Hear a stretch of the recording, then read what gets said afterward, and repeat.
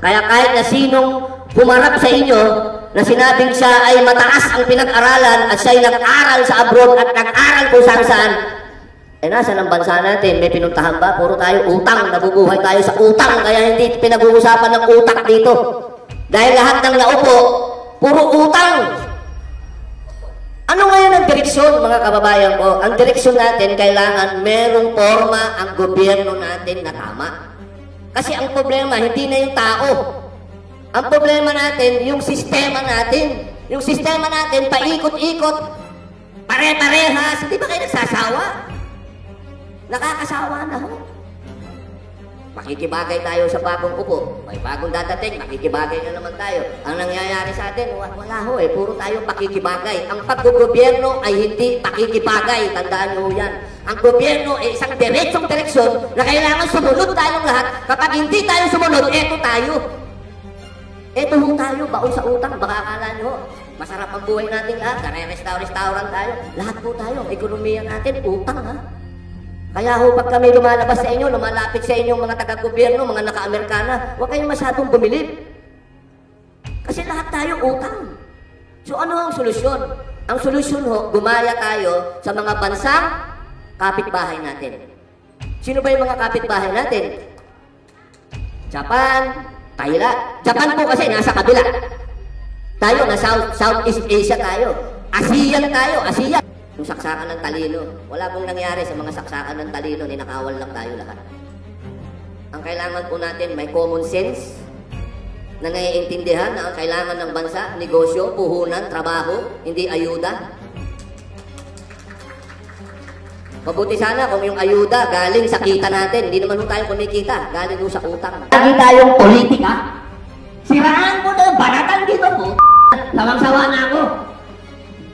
Ang totoo lang, wala pang nararating ang ating bansa. Wala pa po tayo nararating. Lahat tayo utang.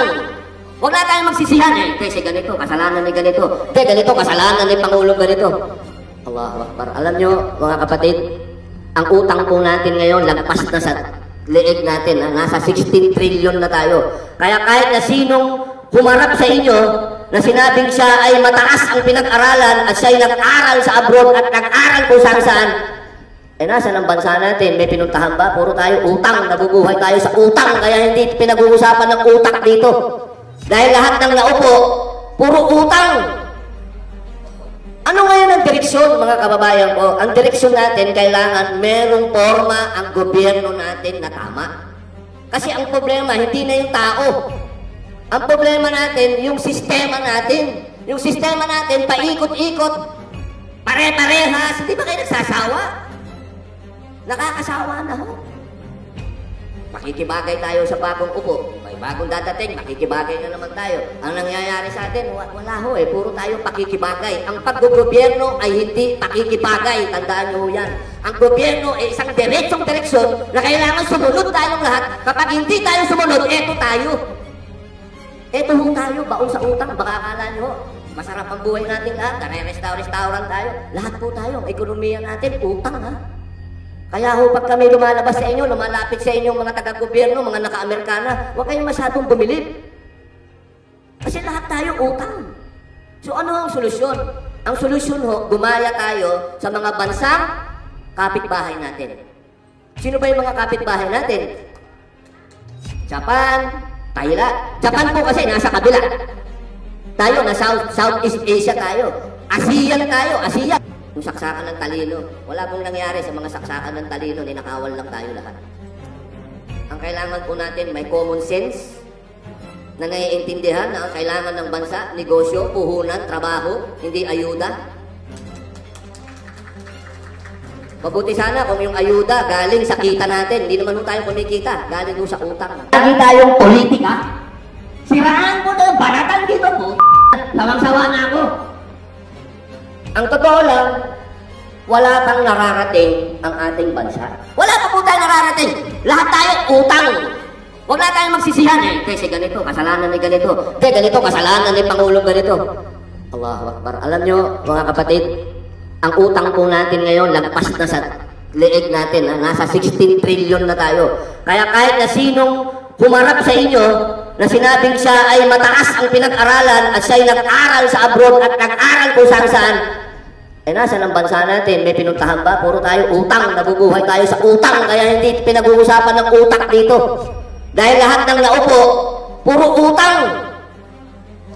Ano ngayon ang direksyon, mga kababayan ko? Ang direksyon natin, kailangan merong forma ang gobyerno natin na tama. Kasi ang problema, hindi na yung tao.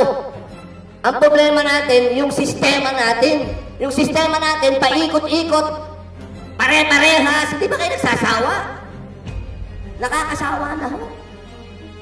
Makikibagay tayo sa bagong upo. May bagong dadating, makikibagay na naman tayo. Ang nangyayari sa atin, wala ho eh. Puro tayo pakikibagay. Ang paggobyerno ay hindi pakikibagay. Tandaan nyo yan.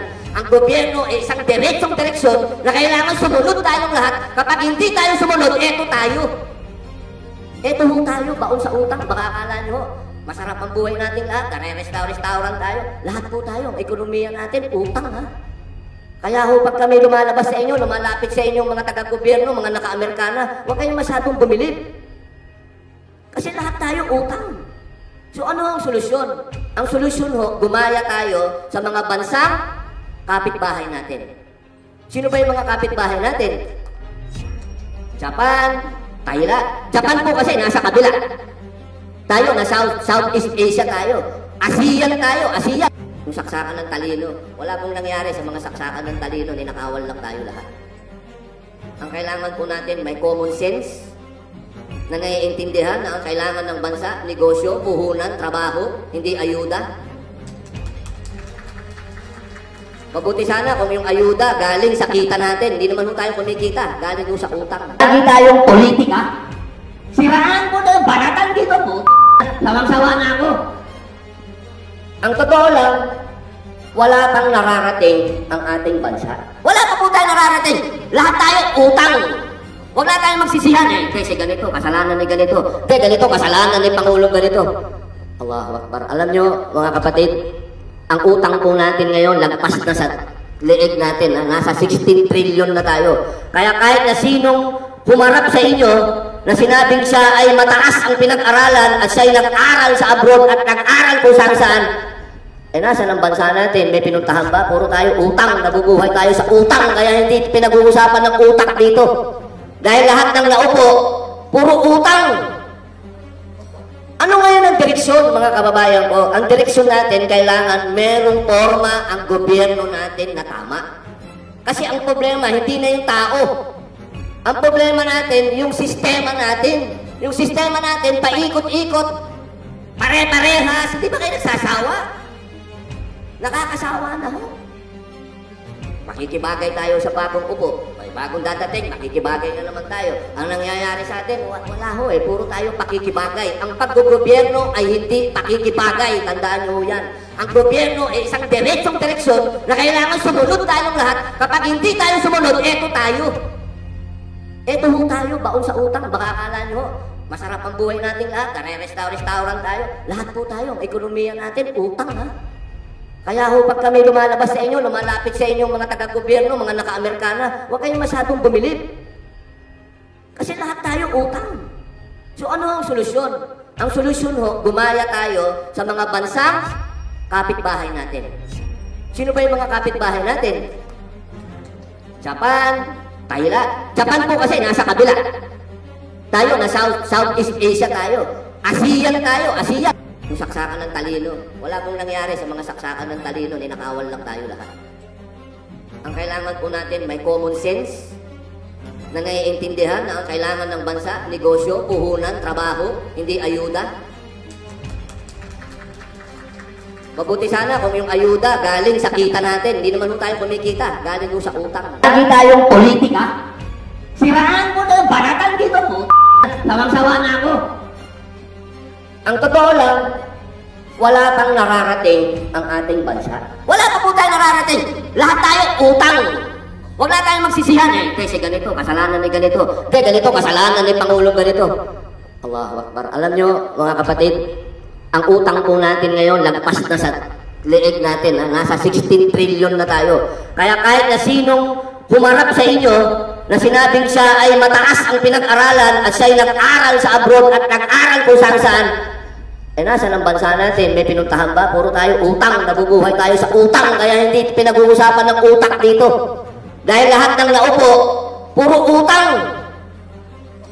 Ano ngayon ang direksyon, mga kababayan ko? Ang direksyon natin, kailangan merong forma ang gobyerno natin na tama. Kasi ang problema, hindi na yung tao.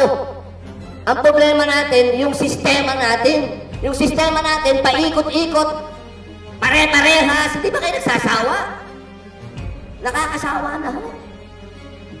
Makikibagay tayo sa bagong upo. May bagong dadating, makikibagay na naman tayo. Ang nangyayari sa atin, wala ho eh. Puro tayo pakikibagay. Ang paggogobyerno ay hindi pakikibagay. Tandaan nyo yan. Ang gobyerno ay isang diretsong direksyon na kailangan sumunod tayong lahat. Kapag hindi tayo sumunod, eto tayo. Eto ho tayo, baon sa utang. Baka akala nyo, masarap ang buhay natin lahat. Kare-restaurant tayo. Lahat po tayo. Ang ekonomiya natin, utang ha. Kaya ho, pag kami lumalabas sa inyo, lumalapit sa inyong mga taga-gobyerno, mga naka-Amerikana, huwag kayong masyadong bumilib. Kasi lahat tayo utang. So ano ang solusyon? Ang solusyon ho, gumaya tayo sa mga bansang kapitbahay natin. Sino ba yung mga kapitbahay natin? Japan, Thailand. Japan po kasi nasa kabila. Tayo, na Southeast Asia tayo. ASEAN tayo, ASEAN. Yung saksakan ng talino. Wala pong nangyari sa mga saksakan ng talino, ninakawal lang tayo lahat. Ang kailangan po natin, may common sense na naiintindihan na ang kailangan ng bansa, negosyo, puhunan, trabaho, hindi ayuda. Mabuti sana kung yung ayuda galing sa kita natin. Hindi naman ho tayo kumikita, galing ho sa utang. Lagi tayong politika. Siraan mo na yung banatan dito po. Sawang-sawa na ako. Ang totoo lang, wala pang nararating ang ating bansa. Wala pa po tayo nararating. Lahat tayo utang. Huwag na tayong magsisihan eh. Kasi ganito, kasalanan ni ganito. Ganito, kasalanan ni Pangulong ganito. Allahu Akbar. Alam nyo, mga kapatid, ang utang po natin ngayon, lagpas na sa leeg natin. Nasa 16 trillion na tayo. Kaya kahit na sinong humarap sa inyo, na sinabing siya ay mataas ang pinag-aralan at siya ay nag-aral sa abroad at nag-aral kung saan-saan, eh nasa ng bansa natin, may pinuntahan ba? Puro tayo utang, nabubuhay tayo sa utang, kaya hindi pinag-uusapan ng utak dito. Dahil lahat ng naupo, puro utang. Ano ngayon ang direksyon, mga kababayan ko? Ang direksyon natin, kailangan merong forma ang gobyerno natin na tama. Kasi ang problema, hindi na yung tao. Ang problema natin, yung sistema natin. Yung sistema natin, paikot-ikot, pare-parehas. Hindi ba kayo nagsasawa? Nakakasawa na ho. Makikibagay tayo sa bagong upo. May bagong dadating, makikibagay na naman tayo. Ang nangyayari sa atin, wala ho eh. Puro tayo pakikibagay. Ang paggogobyerno ay hindi pakikibagay. Tandaan nyo yan. Ang gobyerno ay isang diretsong direksyon na kailangan sumunod tayong lahat. Kapag hindi tayo sumunod, eto tayo. Eto ho tayo, baon sa utang. Baka akala nyo, masarap ang buhay natin lahat. Kare-restaurant tayo. Lahat po tayo. Ang ekonomiya natin, utang ha. Kaya ho, pag kami lumalabas sa inyo, lumalapit sa inyong mga taga-gobyerno, mga naka-Amerikana, huwag kayong masyadong bumilib. Kasi lahat tayo utang. So ano ang solusyon? Ang solusyon ho, gumaya tayo sa mga bansang kapitbahay natin. Sino ba yung mga kapitbahay natin? Japan, Thailand. Japan po kasi nasa kabila. Tayo, na Southeast Asia tayo. ASEAN tayo, ASEAN. Yung saksakan ng talino. Wala pong nangyari sa mga saksakan ng talino, ninakawal lang tayo lahat. Ang kailangan po natin, may common sense na naiintindihan na ang kailangan ng bansa, negosyo, puhunan, trabaho, hindi ayuda. Mabuti sana kung yung ayuda galing sa kita natin. Hindi naman ho tayo kumikita, galing ho sa utang. Lagi tayong politika. Siraan mo na yung banatan dito po. Sawang-sawa na ako. Ang totoo lang, wala pang nararating ang ating bansa. Wala pa po tayo nararating. Lahat tayo utang. Huwag na tayong magsisihan eh. Kasi ganito, kasalanan ni ganito. Ganito, kasalanan ni Pangulong ganito. Allahu Akbar. Alam nyo, mga kapatid, ang utang po natin ngayon, lagpas na sa leeg natin. Nasa 16 trillion na tayo. Kaya kahit na sinong humarap sa inyo, na sinabing siya ay mataas ang pinag-aralan at siya ay nag-aral sa abroad at nag-aral kung saan-saan, Eh nasa ng bansa natin, may pinuntahan ba? Puro tayo utang, nabubuhay tayo sa utang, kaya hindi pinag-uusapan ng utak dito. Dahil lahat ng naupo, puro utang. Ano ngayon ang direksyon, mga kababayan ko? Ang direksyon natin, kailangan merong forma ang gobyerno natin na tama. Kasi ang problema, hindi na yung tao. Ang problema natin, yung sistema natin. Yung sistema natin, paikot-ikot, pare-parehas. Hindi ba kayo nagsasawa? Nakakasawa na ho. Makikibagay tayo sa bagong upo. May bagong dadating, makikibagay na naman tayo. Ang nangyayari sa atin, wala ho eh. Puro tayo pakikibagay. Ang paggogobyerno ay hindi pakikibagay. Tandaan nyo yan. Ang gobyerno ay isang diretsong direksyon na kailangan sumunod tayong lahat. Kapag hindi tayo sumunod, eto tayo. Eto ho tayo, baon sa utang. Baka akala nyo, masarap ang buhay nating lahat. Kare-restaurant tayo. Lahat po tayo. Ang ekonomiya natin, utang ha. Kaya ho, pag kami lumalabas sa inyo, lumalapit sa inyong mga taga-gobyerno, mga naka-Amerikana, huwag kayong masyadong bumilib. Kasi lahat tayo utang. So ano ang solusyon? Ang solusyon ho, gumaya tayo sa mga bansang kapitbahay natin. Sino ba yung mga kapitbahay natin? Japan, Thailand. Japan po kasi nasa kabila. Tayo, na Southeast Asia tayo. ASEAN tayo, ASEAN. Yung saksakan ng talino. Wala pong nangyari sa mga saksakan ng talino, ninakawal lang tayo lahat. Ang kailangan po natin, may common sense na naiintindihan na ang kailangan ng bansa, negosyo, puhunan, trabaho, hindi ayuda. Mabuti sana kung yung ayuda galing sa kita natin. Hindi naman tayo kumikita, galing sa utang. Lagi tayong politika. Siraan mo na, banatan dito po. Sawang-sawa na ako. Ang totoo lang, wala pang nararating ang ating bansa. Wala pa po tayo nararating. Lahat tayo utang. Huwag na tayong magsisihan eh. Kasi ganito, kasalanan ni ganito. Ganito, kasalanan ni Pangulong ganito. Allahu Akbar. Alam nyo, mga kapatid, ang utang po natin ngayon, lagpas na sa leeg natin. Nasa 16 trillion na tayo. Kaya kahit na sinong humarap sa inyo, na sinabing siya ay mataas ang pinag-aralan at siya ay nag-aral sa abroad at nag-aral kung saan-saan, eh nasa ng bansa natin, may pinuntahan ba? Puro tayo utang, nabubuhay tayo sa utang, kaya hindi pinag-uusapan ng utak dito. Dahil lahat ng naupo, puro utang. Ano ngayon ang direksyon, mga kababayan ko? Ang direksyon natin, kailangan merong forma ang gobyerno natin na tama. Kasi ang problema, hindi na yung tao. Ang problema natin, yung sistema natin. Yung sistema natin, paikot-ikot, pare-parehas. Hindi ba kayo nagsasawa? Nakakasawa na ho. Makikibagay tayo sa bagong upo. May bagong dadating, makikibagay na naman tayo. Ang nangyayari sa atin, wala ho eh. Puro tayo pakikibagay. Ang paggogobyerno ay hindi pakikibagay. Tandaan nyo yan. Ang gobyerno ay isang diretsong direksyon na kailangan sumunod tayong lahat. Kapag hindi tayo sumunod, eto tayo. Eto ho tayo, baon sa utang. Baka akala nyo, masarap ang buhay natin lahat. Kare-restaurant tayo. Lahat po tayo. Ang ekonomiya natin, utang ha.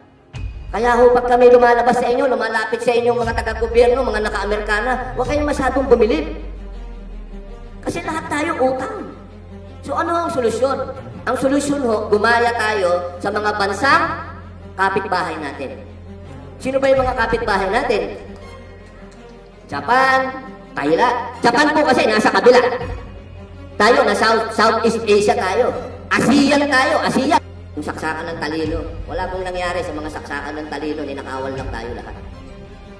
Ang kailangan po natin, may common sense na naiintindihan na ang kailangan ng bansa, negosyo, puhunan, trabaho, hindi ayuda. Mabuti sana kung yung ayuda galing sa kita natin. Hindi naman tayo kumikita, galing sa utang.